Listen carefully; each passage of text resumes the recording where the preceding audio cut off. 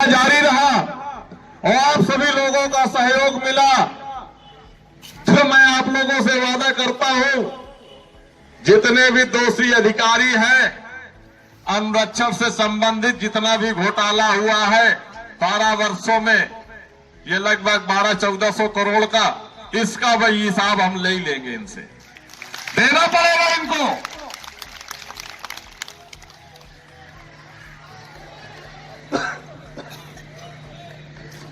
देना पड़ेगा इनको, क्योंकि ये हमारा अधिकार है।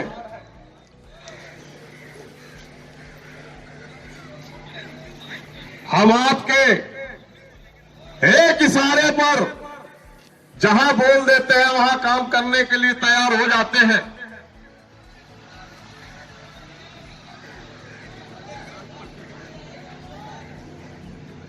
आप कहीं भी भेज देते हैं कि वहां 200 कर्मचारी चले जाए, 200 कर्मचारियों को वहां भेज दिया जाता है और निष्ठा ईमानदारी के साथ अपने कर्तव्य को पालन करके वापस आता है। लेकिन आपको मैं ये बता दूं साथियों, वो 200 कर्मचारी ऐसे नहीं भेजे जाते। उन 200 मजदूरों का टेंडर होता है और उसका पैसा ये लोग कलेक्ट करते हैं और स्मारक के कर्मचारियों को वहां भेज करके काम करवाते हैं लोग। मैं दावे के साथ कह सकता हूं कि जनेश्वर मिश्र पार्क में हमारे स्मारक समिति के 400 कर्मचारी लगे हुए हैं। जनेश्वर मिश्र पार्क के लिए भी सफाई के लिए कर्मचारियों को रखने के लिए टेंडर होते हैं और वो टेंडर का लाभ हमारे नियुक्ति प्राधिकारी, एलडीए सचिव महोदय और उसी का कुछ हिस्सा हमारे प्रबंधक प्रशासन महोदय को भी मिलता है। और ये अपने स्मारक समिति के कर्मचारियों को Janeshwar Mishra park, river front, nodal park, पता नहीं कौन कौन से पार्कों में लगा रखे हैं। अगर लगा रखा है तो लगा करके रखो। अगर स्मारक समिति के कर्मचारियों से आप काम ले रहे हैं तो जनेश्वर मिश्र से होने वाली इनकम को स्मारक समिति के कोष में जमा कराया जाए। रिवर फ्रंट से होने वाले आर्थिक स्रोत को स्मारक समिति के कोष में जमा कराया जाए। लीजिए आप काम कितना लेंगे। हमारे स्मारक कर्मचारी कमजोर नहीं है, लाचार नहीं है, मजबूत आए हैं, काम करेंगे, लेकिन उनको काम भी दिया जाए।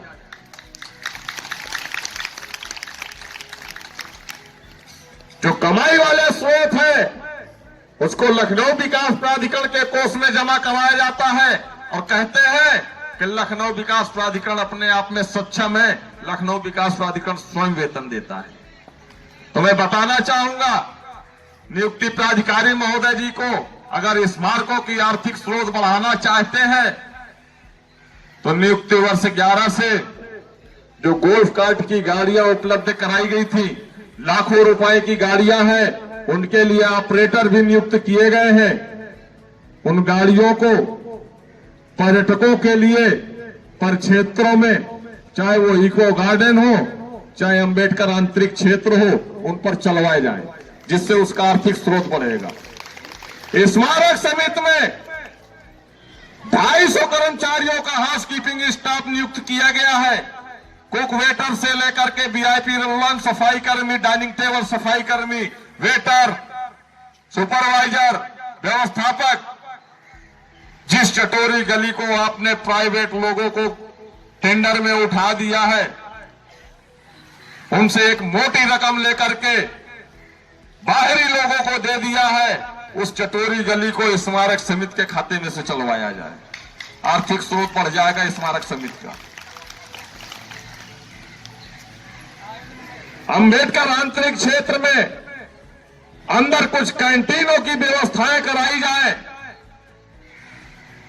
जो पैकेट से उपलब्ध हो। अगर आपको यह डर है कि स्टाफ खा जाएगा तो जो लिक्विड है, पानी की बोतल है, जूस है या और भी चीजें हैं, खान पान की सामग्रियां, जो पैकेट में उपलब्ध होती है, उन सामग्रियों को आंतरिक क्षेत्र में एक कैंटीन की व्यवस्था कराकर 2-3 जगह ऐसी स्टॉल बनवाए जाए जहां से उससे आर्थिक स्रोत बढ़ सकता है। पर डे की इनकम मिनिमम 50,000 रुपए बढ़ जाएगी एक कैंटीन से। इको गार्डन में भी 3-4 ऐसी व्यवस्थाएं की जा सकती है। आने वाले पर्यटक को अंदर पानी ढूंढना पड़ता है और पानी की व्यवस्था नहीं होती है, वो बाहर की दुकानों से लेकर के जाते हैं।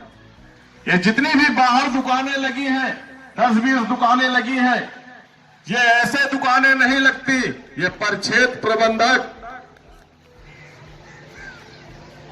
का महीना बना हुआ है। एक दुकान से 5,000, दूसरी दुकान से, जिस प्रकार से दुकान होती, किसी दुकान से 5,000, किसी दुकान से 10,000 रुपए महीना लिया जाता है। बगैर सुपरवाइजर व्यवस्थापक की मर्जी के यहां दुकानें नहीं लगती। ठीक कंडीशन आपके आंतरिक अंबेडकर पार्क के क्षेत्र की है, वहां भी यही व्यवस्था है। अगर यकीन नहीं है तो जो वहां पर दुकानें लगी हैं उन्हीं से पूछ लो जाकर के कि भैया कल से मुझे भी दुकान लगानी, यहां की क्या व्यवस्था, वो खुद बता देगा कि भैया 10,000 रुपया महीना भावना सिंह को हम देते हैं।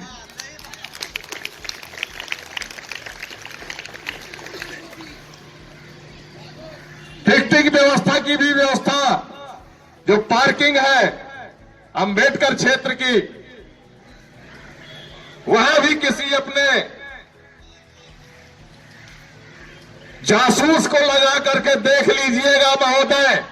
मैं पूर्ण विश्वास के साथ कहता हूं, एक ही टिकट 10 गाड़ियों में चिपकता है। ऐसे नहीं वो लग्जरी गाड़ी से घूमती है, वो व्यवस्थापक है, कोई बहुत उच्च अधिकारी नहीं है कि वो लग्जरी कार से घूमे। जिसकी इनकम 40-45 हजार हो तो 40-45 हजार में जिस हिसाब से एक अधिकारी है, एक अधिकारी होता है, तो मुझे नहीं लगता कि वो अपने पद के हिसाब से अपने आप को मेंटेन कर ले। जिस हिसाब से वो पोजीशन पे होता है, वो उसी हिसाब से उसके खान पान भी होते हैं और उसी हिसाब से उनके बच्चों की व्यवस्थाएं, शिक्षा वगैरह, पहनाव ओढ़ाव भी होता है। तो मुझे नहीं लगता कि इतने में उनकी भरपाई हो पाएगी। वो सुपरवाइजर से पूछिए जो किया गाड़ी की चाबी डाल करके घूमते हैं, जिनकी 29,000 रुपए तनख्वाह हो, वो किया गाड़ी में कैसे घूम सकता है?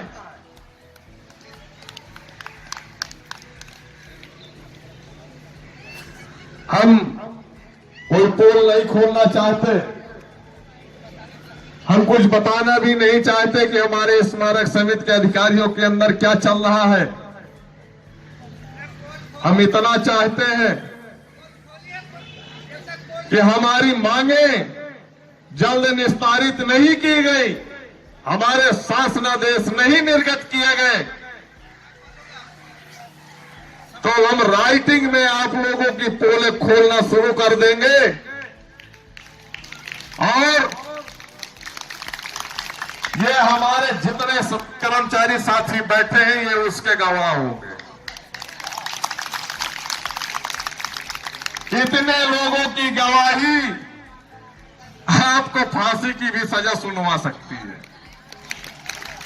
बचोगे नहीं, क्योंकि जो कर्मचारीगण हमारे साथ यहां बैठे हैं, ये समस्त परिक्षेत्रों के कर्मचारी हैं, कोई एक परिक्षेत्र का कर्मचारी नहीं है।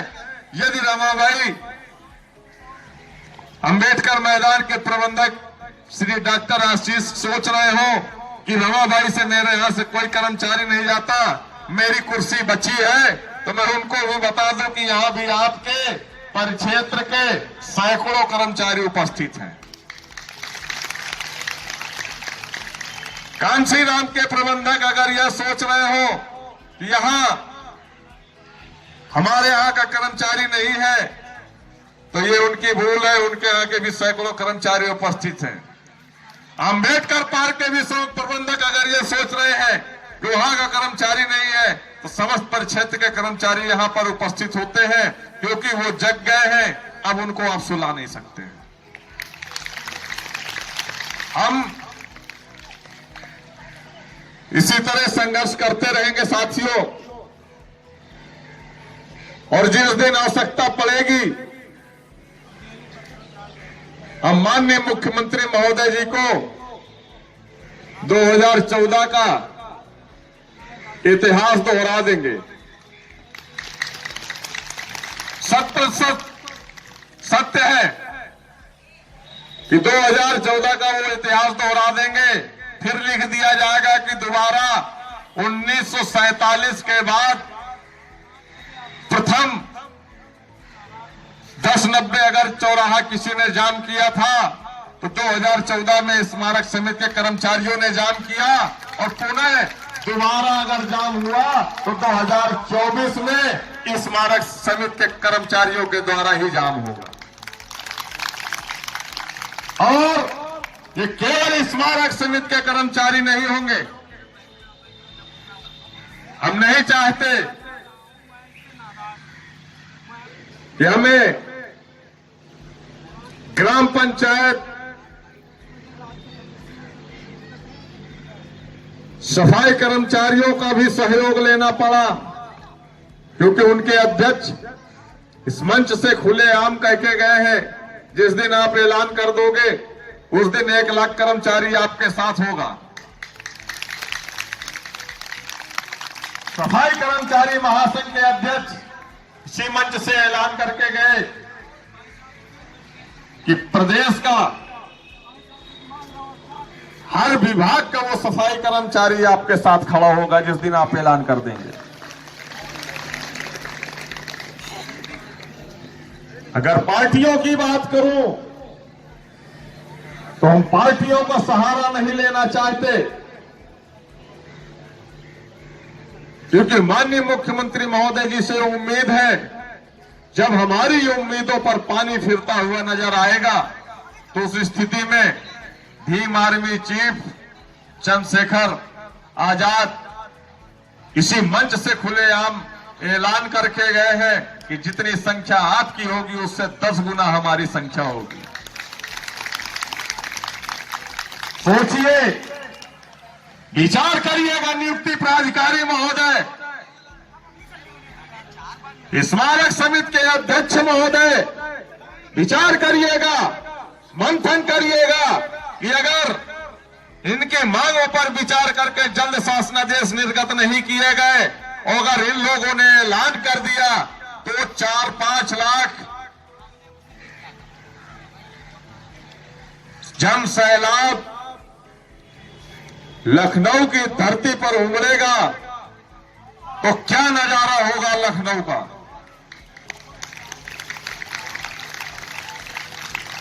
सारी की सारी व्यवस्थाएं बाधित हो जाएंगी,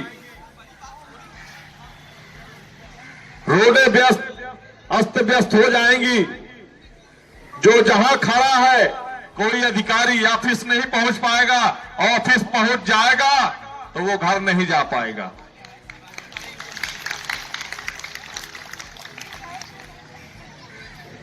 हम वो स्थितियां लाना नहीं चाहते, क्योंकि यशस्वी मुख्यमंत्री हैं और हमें पूर्ण विश्वास भी है कि जल्द ही हम लोगों की मांगों पर विचार करवाएंगे और उन संबंधित अधिकारियों को निर्देशित भी करेंगे इन कर्मचारियों के जो भी मांगे हैं उन मांगों पर शासनादेश निर्गत कर दें और जाकर एक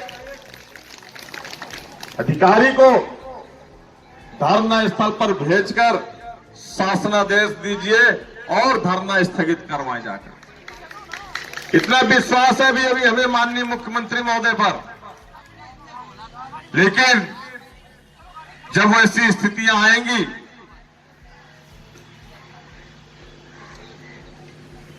तो विचार करने पर दिवस किया जाएगा तो अवश्य फिर विचार करना ही पड़ेगा, क्योंकि समय नजदीक है। 2024 का लोकसभा चुनाव स्मारक समिति से 1400 से 1500 कर्मचारी निर्वाचन का कार्य बीएलओ और सुपरवाइजर के रूप में कर रहे हैं।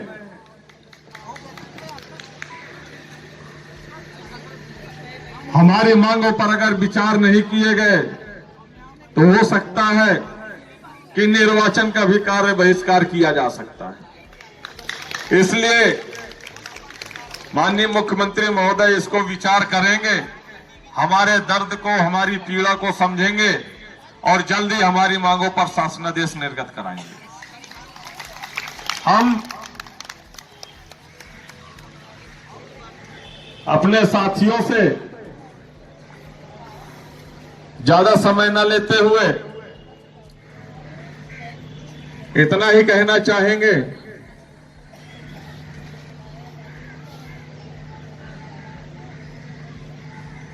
इसी तरह संघर्ष अपना जारी रखें। सफलता आप लोगों के कदम अवश्य चूमेगी। पूर्ण विश्वास है, उन्हें भी लगता है कि शासन को यह महसूस होता है, देखना है, निर्गत तो करना ही है। 2 दिन और टाल लो, शायद ये टूट जाए, फिर 2 दिन बाद सोचते 2 दिन और देख लो, शायद ये टूट जाए। इसी विश्वास में आज 41 दिन हम पार कर लिए हैं, लेकिन आपको सोचना नहीं है, आपको शासनादेश निर्गत करना है। क्योंकि हम बता दें आपको, हम उसी बैनर तले बैठे हैं, आश्वासन नहीं शासनादेश चाहिए। जब शासनादेश हमें मिल जाएंगे तभी हमारा धरना स्थगित होगा। एक बार मेरे साथ आवाज से आवाज मिलाइएगा। आवाज दो, आवाज दो। कर्मचारी एकता जिंदाबाद जिंदाबाद, कर्मचारी एकता जिंदाबाद जिंदाबाद। निकलो अपने मकानों से, जंग लड़ो बेईमानों से, निकलो अपने मकानों से, जंग लड़ो बेईमानों से, निकलो अपने मकानों से। जंग लड़ो बेईमानों से।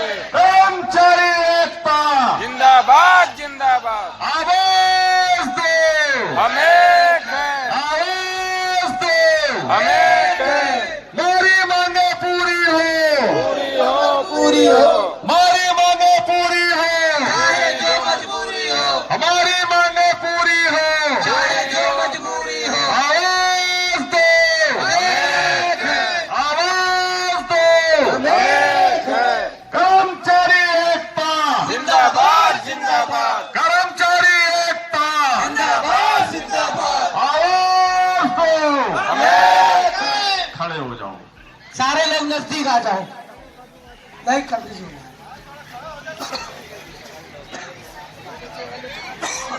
जाएगा कोई नहीं भाई साहब, आ जाइए, जाना नहीं है भाई, जाएगा कोई नहीं। थोड़ी देर रुक जाओ।